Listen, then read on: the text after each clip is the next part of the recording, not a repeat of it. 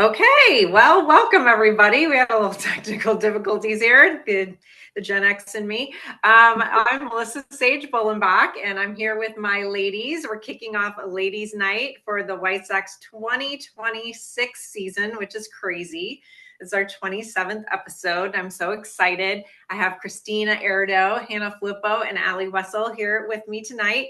And we are just going to go through like a quick 25-minute podcast to get us all excited about the season and get all of you listeners excited about the season as well. So we're just gonna first round, quick thing. Give me a sentence, like a vibe check sentence for the season. And we'll just go Kristina, we'll go across the board. Yeah, I'm gonna go with finding ways to score runs. That is my vibe check. They've been doing a good job at that. I don't know if it'll hold up. Yes, they have been doing a really good job of that so far in the spring, as we both know from covering multiple spring training games that sometimes the score is like 15-7. You're like, oh, great. So yeah. While they're doing it, they walked 6 times in a row the other day. So that's crazy. Getting on base. Yes. All right, Hannah, how about you? All things considering, it could be worse. Last year, there was a Tommy John epidemic that happened right before the season. I mean, they still are coming off 102 losses, but I think that the hopes are higher than last year, and they look a lot better for now, at least in the beginning. I think they'll have a stronger spring for sure than they did last year.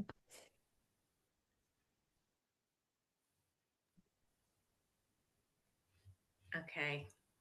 Maybe it's just me. My thing is all choppy. You're back. Okay. I don't know. Who knows? Today is just not my day. It must be Monday. Okay. Allie, how about you?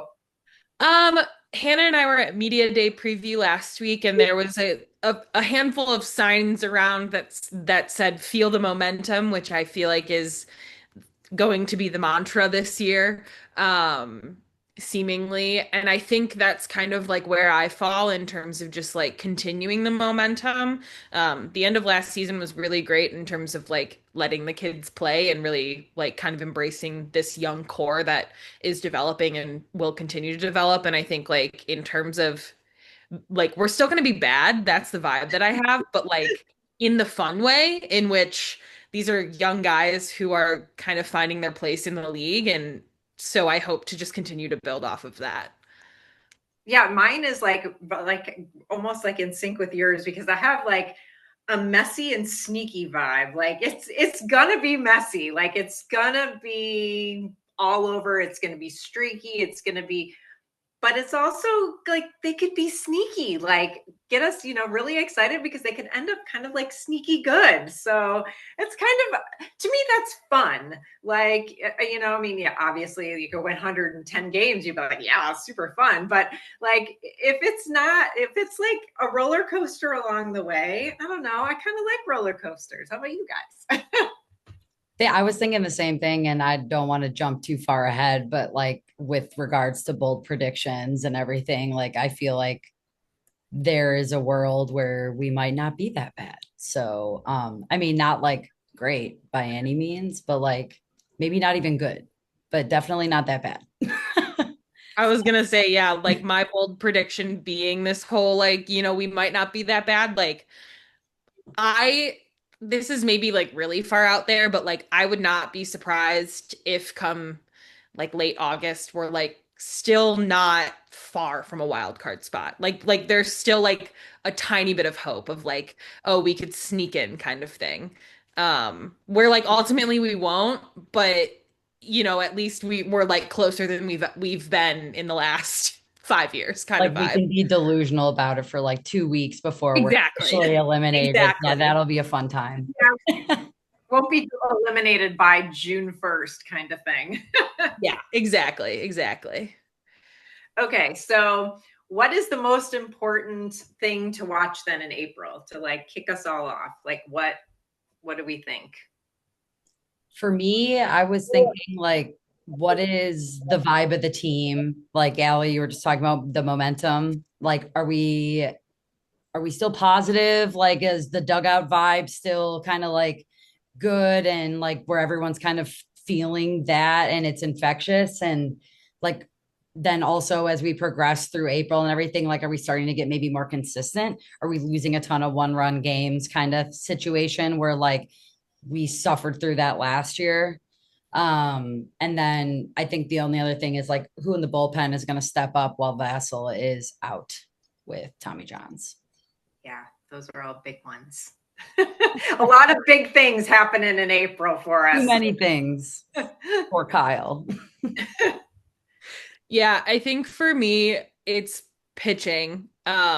Especially with Mike Vassell going down, like that's a huge blow to the bullpen. He definitely made a name for himself last year, and so now that he's going to be out all of this season and probably won't be back until late spring of 27, should there be baseball in 27.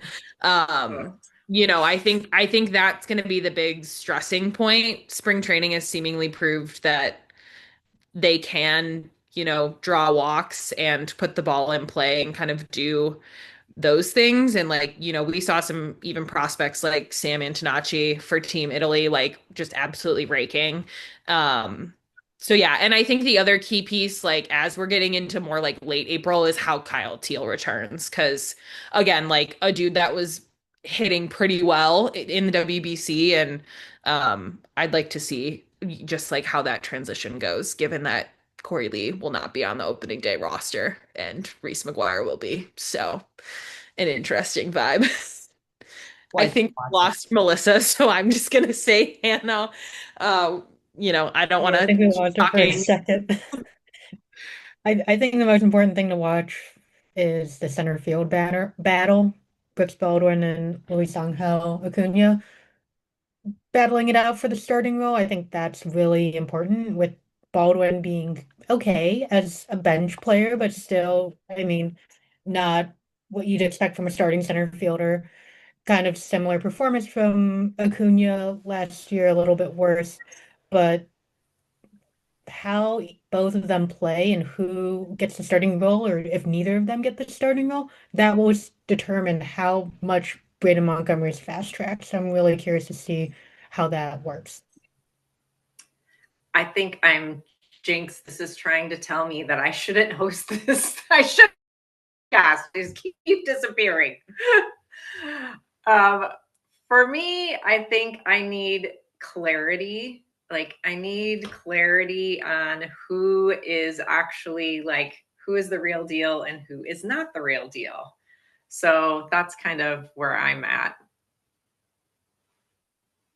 Yeah, I was Maybe. thinking the same. I mean, Hannah, you made a lot of good points too with regards to just like center field being such a question mark. I mean, kind of like the whole outfield in general, how that has been just like a huge question mark. But Luis Angel Acuna has been like awesome. And that's been really cool to see, especially since he like really struggled with the Mets last year. So I'm curious to see how that's going to go. He is someone I'm excited about, which I guess leaks into the next topic as well. So why don't we just go ahead and kick that off? And Al, who are you most excited about coming into this season? Um, I am very excited to see how Colson Montgomery continues to settle into the majors. Last season it seemed to take him a hot second to kind of get comfortable, as it seemingly does sometimes, unless you're like an immediate star. And so I think just like, especially because with Luis Robert like being traded, I don't there's not like a huge veteran presence on that team anymore. We had some like veteran pickups in free agency, but in terms of like established veterans that have been on the team for a long time, that's something Hey, that do not cut Andrew Benintendi short here. I will. I will. Um, But I mean, I guess like other than Andrew Benintendi, who's really only been there for not even that long. But at any rate, I just, I think there's roles to be played there in terms of like who's going to step up and who is going to like really play this role of like keeping them together and really continuing to kind of mesh. Because I think part of the developing on the field is about how you're meshing with the rest of everyone. So, yeah, my immediate answer is Colson Montgomery, but I'm also excited to see like what happens with some of our pitching prospects. And like specifically like Hagen, I'm like forgetting his full name right now, but I think there's like some decent pitching that also could potentially make its way to the majors at some point this season. So, yeah. I love it. Nope, you nailed it. I think that the pitching is like going to be really interesting. I know you called that out before, but there's a lot of guys to watch, and I'm with you. I think both of you said something about Braden Montgomery, but I would love to see him come up, like honestly, sooner than later, because like, what's the risk kind of at this point? But Hannah, what about you? Who are you most excited for? I'll pick someone other than Murakami just to keep things interesting. I actually think Sir Anthony Dominguez will be interesting to watch. I mean, the Sox were last in saves last year with 25. That's pretty abysmal, and they really need somebody. He might not be an elite closer, but they need someone to come in and rack up that hold and save total, even just by 5, 10 games. They need somebody to keep them in because that'll make a difference in the long run. If they can salvage a few games here and there, especially interleague, they could quickly become a sneaky contender. Yeah, I wholeheartedly agree with you. He was fun to watch too during the World Baseball Classic. So, I mean, maybe just carrying in general that momentum too, as we're keeping the momentum is whatever the White Sox are saying. But Melissa, you're back. Who are you most excited about? I think so. I think I'm back. I don't know. Braden Montgomery is he's my fave. I just think that kid has just so much drive. So that's my guy. Agreed. He's so fun to watch. I just like want him to come up at this point. It just like make it happen. Yes, 100%. Like, but we know they're manipulating time. I mean, everybody knows that. I'm sure he even knows that. And I mean, I get it. You want him around as long as possible, but yeah, as soon as that deadline passes, just like my draft last year, get him here. Get him here. Amen. I think for me, I'm out the Edgar Caro Kyle Teel combo. I'm extremely excited about. I feel like that was maybe a question mark yesterday when they brought Reese McGuire in with like the future of Caro, but I think with the Corey Lee move, we've solidified that hopefully he is here to stay. But once Kyle is back, I really am excited about the two of them. It's tough because you want them both in the lineup all the time, but hopefully they can both just get some DH or like first base reps or something like that. But otherwise, Miguel Vargas is someone I'm really excited about. He had so many flashes last year and like he was streaky, but he had really kind of a great season in comparison to like what he was doing previously. So I'm excited to see just like how that carries forward here. But yeah, I think that's mine, Miguel. And I love talking to him at Sox Fest. So I think that is also unbiased. Sweet. Yeah, he was great. Okay, well, we're gonna take a quick break and we'll be right back and talk about more 2026 White Sox baseball. Okay, we're back. Told you be fast.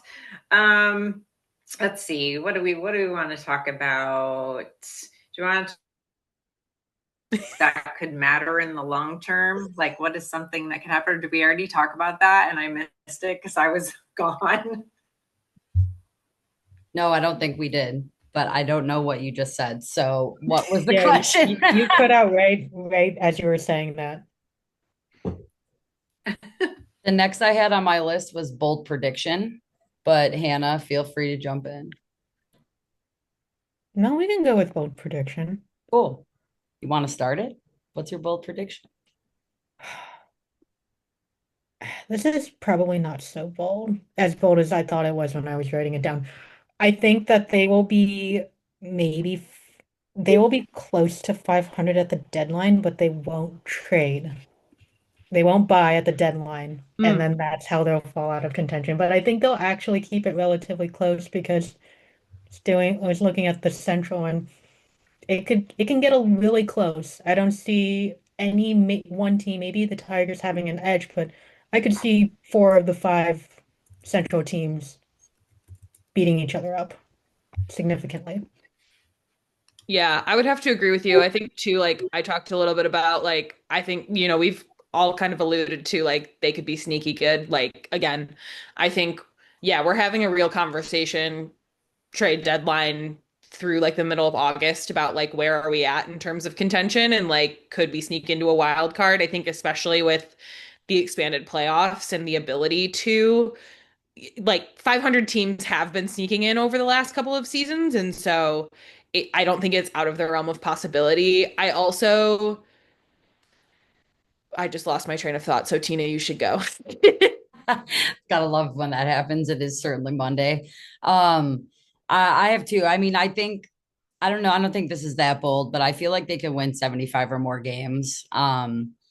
If the pieces fall together. And I mean, I know I talked about this before with the 1-run games, but if some of those turn in our favor, and like last year, I mean, that's like a big handful of wins that kind of come back to you. So we'll see there. But otherwise, I think bold prediction, I feel like Anthony K is going to have like that Eric Fetty revival that he did, but I think he's going to be better. So I'm excited about him too. I guess I didn't list him before, but those are my bold predictions. If you can call them bold. I was going to say, I can try to jump in. I don't know if you'll be able to hear me or yeah, not. hear you perfectly. Yes, thanks you for the suggestion. I think maybe the pitching ends up not being terrible. Maybe the Tanner McDougal, Noah Schultz, Hagen Smith, they help kind of elevate that, and we end up with not a terrible pitching, because right now I'm really, really, really nervous about the pitching. It's like the opposite of last year. Last year I was super like confident about the pitching, and I was like, we have no hitting, and now I'm kind of flopped. So my bold prediction is that the pitching ends up not being as terrible as I think it's going to be. It is crazy how quickly I went from being like the pitching might not be that bad, and the second the announcement about Mike Vassell came out, I was like, this changes the game for me. Like for whatever reason, I envisioned him as like glue. And when you lose the glue, I now have so many questions about things moving forward. Um, but yeah, I don't think that's necessarily too bold, Melissa. No. I hope so. I will say, just like having this conversation, it has made me realize like how little I've really been paying attention over the last couple of seasons because it's just been so absolutely painful. And it makes me so excited to actually feel a little hopeful and be looking forward to watching a product on the field rather than just like I'm planning to go to all these games just so that I can see my friends. So I like that is a welcome change of tune. We have certainly moved on from the it's better at the ballpark vibe when we can actually go and hopefully enjoy the baseball. Yeah, so like that was one of the little things I had on my list. So like, sell me on this team in 20 seconds. Does anybody have like the 20-second elevator pitch for the 2026 Chicago White Sox? Fun young talent that we can hopefully see improvement from. Seeing the starting pitching rotation potentially being consistent and maybe in like top 15. I'm gonna put them, but probably being like number 15. And I think that there's just a lot of good vibes around the team. That is really the big part of the elevator pitch here, Melissa, because there's not much that we can really talk about performance wise until we see it on the field. But we got Colson Montgomery, we got the other Montgomery with Braden that's hopefully going to come up. And there's a lot of fun new pitchers that are hopefully going to be successful and not have like a Jordan Leisure year last year. But look at you. You like did the 1 minute White Sox elevator pitch. well, I can't stop talking. So I'm there's gonna be more than 20 seconds. I'll throw in there, like, definitely go for the promotions. Those giveaways were So fantastic. and the And then you'll stay. What'd you say? I said and the food. We had some food. I'd say a few of those items definitely were great, like a couple of sandwiches that really stood out. We definitely will be like planning my tickets around the giveaways, and then after seeing how well they do, hopefully, I'll buy more tickets, but I'll definitely be planning my schedule around those giveaways, as I already have done. That's so true. The giveaways, I mean, say what you want about White Sox baseball, but man, the giveaways are fire. They just are. Brooks Boyer does know what he's doing sometimes. So, yeah, I would say hot young talent, fun international signing that is going to make a splash, bringing in some veteran pitching and momentum, momentum, momentum. Love it, love it. Mine is, it might not be pretty, but it also won't be boring. I thought that was kind of a little catchy thing to go with. So yeah, it might not be pretty, but it won't be boring either. So That's pretty catchy. yeah, it is pretty catchy. White Sox, we're here for you. What can I say? All right. Well, we're at that time. Let's wrap it up really quick. Anything anybody wants to say to bring it all home? I think that one of the questions that we didn't really get to, but I think that a biggest surprise for me, or who I think might be a surprise, is Austin Hayes. Like maybe he could potentially be some of that veteran presence too that Allie was talking about before. He's very new to the team right now, but I feel like he's been kind of more consistent in spring training, and we know that he's had solid seasons before. I mean, he's not like, your top tier elite all-star, but I feel like there's some hope there for some offensive production and decent outfield skills. Yeah, I'm also excited to see how Will Venable continues to kind of settle into the managerial position. It was nice to hear in a couple of the spring training games that I watched them talking about how the coaching staff and the training staff is really kind of gelling together, and they had the coach of the day chain that was being passed around during spring training. So I think in addition to the guys on the field gelling and continuing to develop, it'll be really nice to see this kind of platoon of coaches continue to get comfortable and to really gel as a coaching staff. Yeah, I think that's a great point. This is the first year that Will has his people too. Everyone is someone that he wanted to bring in. And I do think that makes a difference, even if there was nothing wrong or bad about the other guys that were here before, to be able to pick your own people is kind of a big deal. So yeah, I think that's a great point, Allie. Hannah, anything you want to say before we wrap it up and throw it to open day? Yeah, I think I was looking at the questions that you put in for us, and I think what would make this season successful is just not losing 100 games. The emergence of an ace, I think that Shane Smith is currently the front runner, but it's still anyone's game to claim that ace title, and I think that is really important to make this next step for them. And then finally, Braden Montgomery, he doesn't need to be an all-star out of the gate, but he's got to hang in there. I think that keeping that momentum with going with the theme, keeping that momentum is really critical for them, especially facing potentially a lockout for who knows how long. They have to keep the momentum going now to avoid losing as much of it next year. So I think kind of the summary of everything that we've talked about is that it seems that this year there's more hope. That we potentially have more hope than we've had in years past, and that we're excited about the young energy and the direction that the team is going in.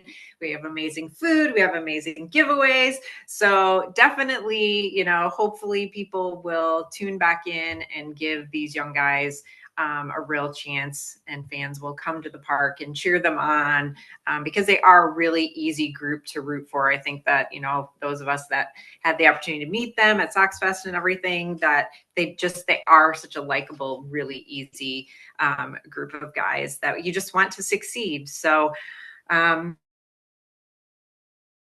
on ladies night at least twice a month. Sometimes it'll just be us, and sometimes we will have a guest, and hopefully I will have my face back at some point and not just my picture.